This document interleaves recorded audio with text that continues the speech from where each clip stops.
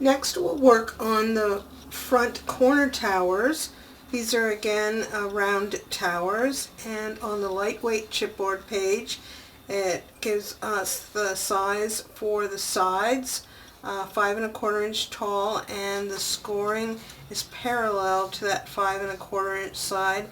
Again, we score at 1/8 inch intervals. And then for the roof, we have a 2 7/8 inch radius, and we'll cut this degrees, the section to be 150 degrees. And then back here under the round tower supports, under center wall tower, we have, under front corner tower, we have the 2-inch circles. We have 8 of them. We'll use 4 each in each of the towers. And then for the roof base, a slightly larger circle at 2 1/8. So let's cut the semicircles to 150 degrees here first. So I have my protractor set here on my semicircle, and I'll move its little arm here to 150 degrees and make a tick mark, and then I can connect that to my center point and trim off this section over here, and I'll repeat that for the other roof piece.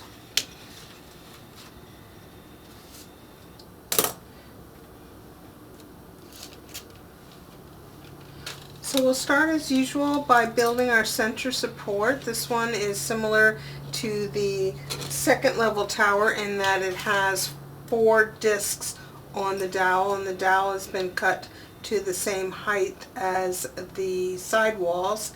And since these are 2 inches, I'll just put them on my circle template here that I've got some temporary adhesive on. You can see I've already marked this one. Just put it down and mark across there, and do that for all 8 of those for those circles. And then this is the farthest reach of the crocodile, at least on the one that I have, but it will reach to make that punch in the center there.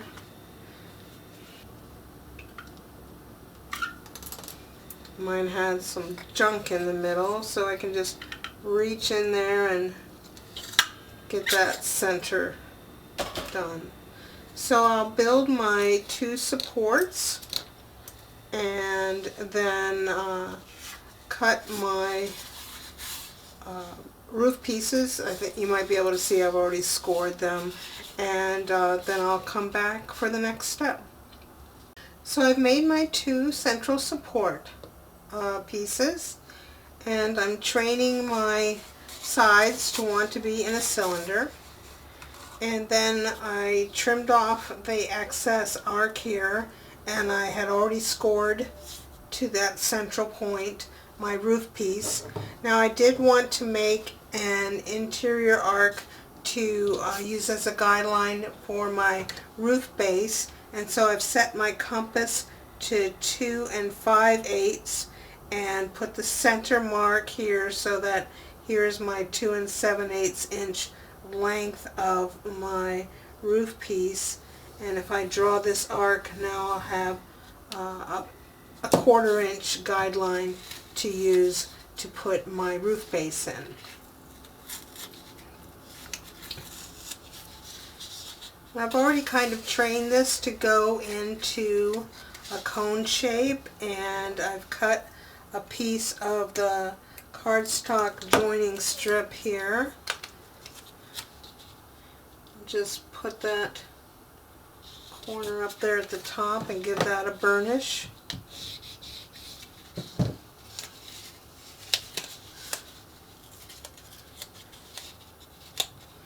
Curve this a little bit.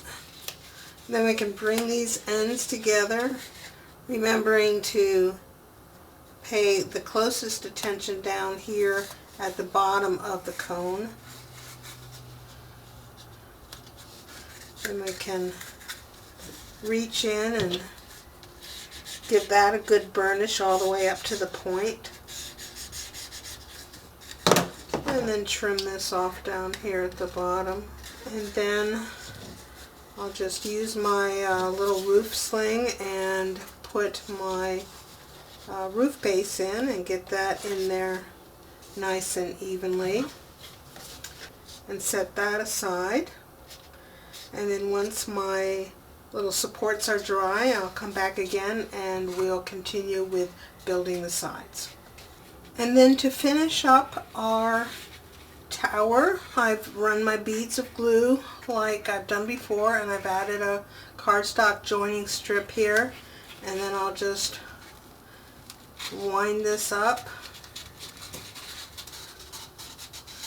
check that my tops and bottoms are staying level, and then go ahead and fasten my cardstock joining strip.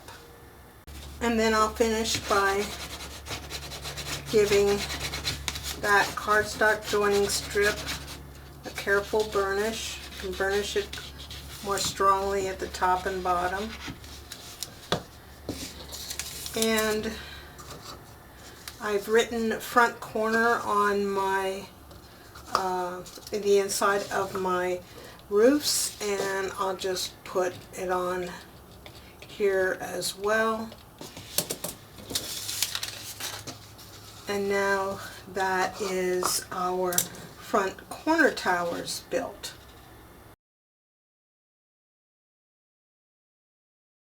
The last round tower that we have to build is the large round tower, and it's a little unique because it is not a complete cylinder. It has a notch in it so that it can fit around the interior box. So we've got our normal piece of scored lightweight chipboard for the sides here, and a piece of lightweight chipboard semicircle that's scored for the top piece, and we'll get to that, for the roof. We'll get to the roof in a minute. And then also for the interior, we have two circles that are 3 inches. Mine are slightly less than 3 inches because I used my Tim Holtz large sized circle die, which cuts a circle just slightly under 3 inches. And then there's also two rectangular pieces called inside 1 and inside 2, made out of medium weight chipboard, listed on the cutting guide and under round tower supports. So we're going to start by cutting out some notches in our two 3-inch circle pieces. And to cut the notches, I'm going to take my ruler and line up at 1 5/8 with a spot on the outside edge of my circle. It doesn't matter where, just line up the 1 5/8 inch mark with the outside edge of the circle and draw a line across. And then bring your ruler in, and we're going to come 2 3/16. That's a 1/16 more than an 1/8, and line up your ruler right along the line you just drew, because we're going to use that measurement to draw a perpendicular line at the end here. So this was 2 3/16 inch here, and then we drew the perpendicular line, and this is what we're going to cut out. Let's do that one more time. Again, line up 1 5/8 on your ruler with the edge of the circle, doesn't matter where. Draw a line across. Then measure in 2 3/16. That's a 1/16 more than an 1/8 from the edge here, keeping your ruler right on that line so you can get a nice perpendicular line going when you draw along the edge of the ruler here. And then this will be the part that we cut out. So I'll cut out my wedges and then I'll be back. Now I have my notches cut out, and I'm going to mark, you can see which way I've oriented them with the notch pointing up here to the top right corner, And I'm going to mark this one as inside bottom. And then this one will go on the top and be the top. So I'm going to just flip it open like this and write inside top. That way I'll make sure I keep my pieces straight. Now we want to add some of our ledger strips. Don't be confused, I just had some extra black chipboard, so mine are black, but you can use whatever color for ledger strips that you want. And on the inside, we're going to put a long one on here, again holding it back a 1/16 of an inch from the edge and 1/8 of an inch from this outside corner. So use a scrap piece of chipboard if you need to judge that. It's always a good idea. And then I've just cut some little pieces. I think that first one strip I cut was about 2 inches. These are about 3/4 of an inch because I want to stay far away from that curve down there. And again, I'm going to hold that back my 1/16 of an inch. So I'll repeat that on the inside top and give those pieces a good burnish. So here are my ledger strips all burnished on. And next I want to take the side piece and train it to want to be in a cylinder. So I'm just going to get it started by wrapping it around my glue bottle and then putting a rubber band around that. We'll just let that sit there for a few minutes. And then these two pieces, inside one and inside two, we're going to join them together with one of our cardstock joining strips. Just make a butt joint here and make sure to give that a good burnish. Just set that aside for a moment. And then we can turn our attention to this piece. We want to see how long it needs to be, and what we want to do is start and have it flush with this corner and end with it flush with that corner over there. So I'm just going to, and it might be easier to stack both pieces one on top of each other just to have a little depth.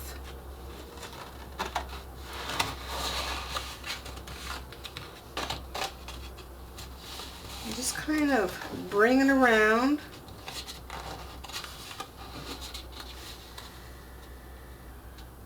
And then make a tick mark where you need to cut that off.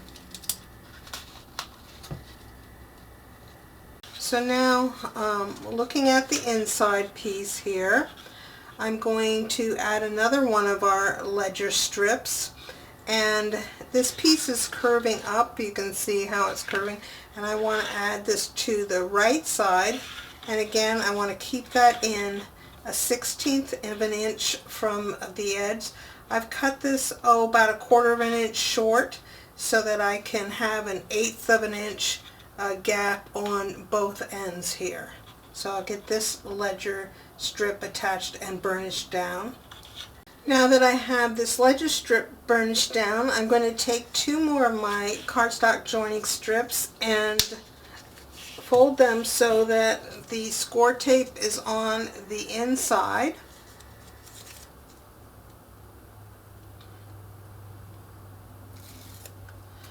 And then I'm going to attach them on the outside of each long edge here.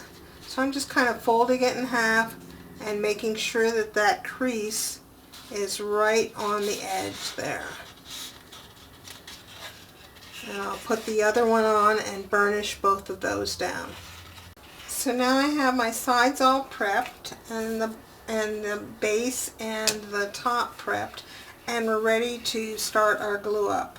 We're going to do one section at a time, and we'll run a bead of glue. We'll start with the bottom, run a bead of glue around the outside of that base, and make sure that your piece that has the ledger strip goes on this side of the notch when you come around here, and just bring it around, and you'll probably just have to hold it in place. You might be able to get a rubber band on there. You can try that and see. But we'll glue one and we'll let that thoroughly set up before we do the other end. So I was able to get a rubber band around this end down here. It'll probably depend on what size rubber bands you have, whether you'll be able to do that or if you'll just need to hold it for a while. So again, I'll let this end set for a while, and then I'll repeat with the other end. Make sure the ledger strips go on the inside. And for the roof, we have our semicircle, and I've just scored the entire semicircle to that center point. And unlike the other towers, in which we had a degree listing for cutting off some of the semicircle, in the cutting guide it just says see the video, because we're going to double check where we want to cut this off. And here is my 3.5 inch, this is my roof base here. So I've also made sure I've got a good center point here for my cone in the middle. And I've just got a piece of blue tack tape at the ready here. And this base, unlike the other ones, is going to sit right at this bottom edge of the cone. So I'm just going to take and wrap it around that 3.5 inch circle and see if I can't, use my fingers to bring it tight against that circle, as tight as I can. And watching this line of the cone here so that it hopefully is staying very straight as well. So, and it may pop off like mine just did there. Just put it back on again, and just be mindful of, you have to put a little downward pressure on it as well.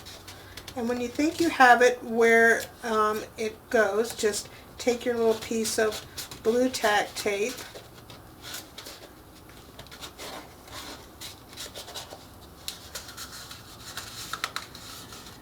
and then you can pick it up and look at it from the inside.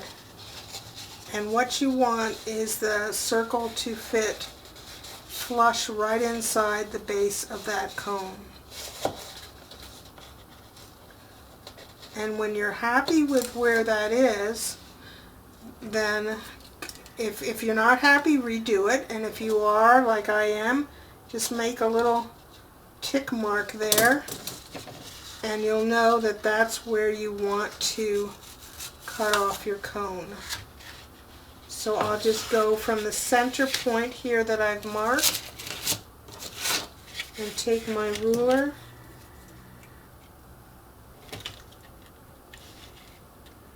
to that tick mark,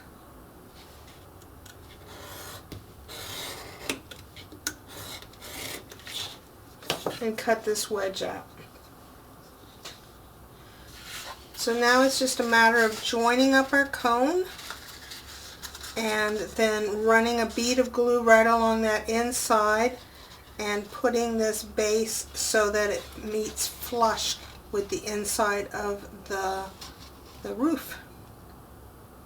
So I'll do that. I'll use a cardstock joining strip just like we did for our other roof pieces. So here's my cone with a bead of glue around the inside, and now I'll just take my circle and work that around to the inside. And if you need to help it along, you can use a craft knife or something with an older blade in it to encourage it to fit in there.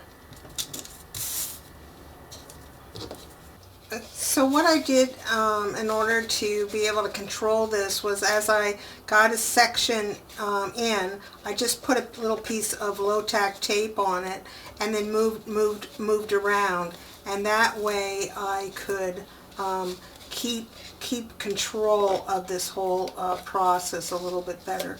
And now that I've got everything in, I'm taking the tape off carefully, and then I can turn it over and make sure that everything is flush there. And kind of look at this this area where the seam is over here. I'm going to put a little bit extra glue in there and give that a little press down, just so there isn't a bump out right where that glue is. So, and then that'll take care of this piece of the roof. So now my tower is all set up and we're ready to put the inside piece in. And let's just do a little dry fit so we know what we're going to do. Eventually we will put a bead of glue along the ledger strips here, and then kind of just a thicker bead of glue over in this smaller section here, because due to the amount of curve there, we couldn't really put a ledger strip in. And then this piece will fit on top of the ledger strips, and then over here we'll start at this side and bring the joining strip along to there, and then finish gluing here and here, and then eventually we'll just wrap this last joining strip around to the inside there. And then our inside piece should be right along the edge here, so that we have a nice gluing surface to attach this to the interior box. So that's the plan. I'm going to just prep by folding these strips back out of the way, but I am going to take off their backing paper just so that when I'm ready to put them down, I won't have to maneuver to do that. And then run glue along all the ledger strips.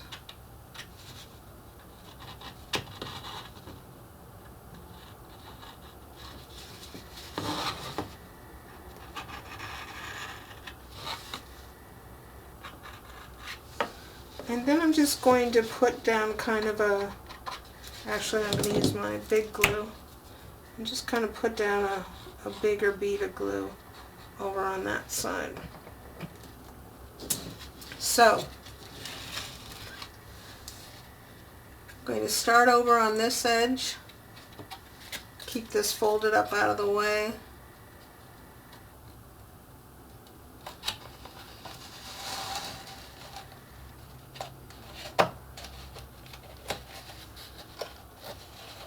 Get that tight against there, and then I can pull that joining strip in. And fold this back.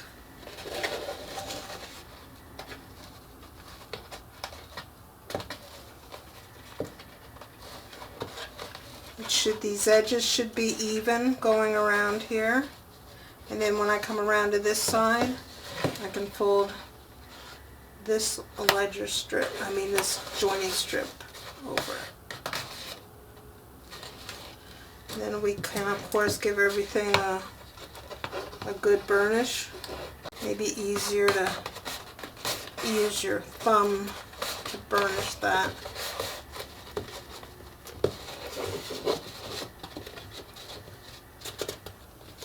Put some pressure on here so that everything is staying aligned. And we'll just let that set up for a few minutes. So the final thing we want to do at this stage is to add a couple of magnets. I'm going to draw a line parallel to this long edge, and 5/8 of an inch away from that long edge. Make sure you're on the top. You know you're on the top if the notch is to the upper right.